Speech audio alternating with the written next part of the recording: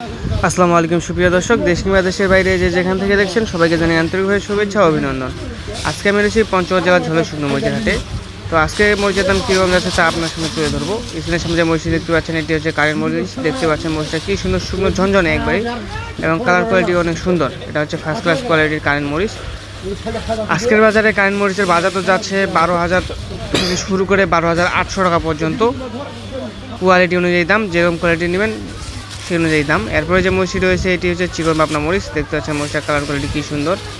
এটা হচ্ছে 1 নম্বর কোয়ালিটির চিকন পাবনা মরিচ, এবং শুকনো ঝনঝনে মরিচটি। কালারের দিক দিয়ে সবচেয়ে সেরা মরিচ হচ্ছে চিকন পাবনা মরিচ। চিকন পাবনা মরিচের বাজার তো যাচ্ছে 11,000 থেকে 11,500 টাকা পর্যন্ত। এর চাইতে নিম কোয়ালিটি নিতে গেলে 10,700 থেকে 11,200 টাকার মধ্যে পাওয়া যাবে। দেখতে পাচ্ছেন এটা হচ্ছে ফার্স্ট ক্লাস কোয়ালিটির।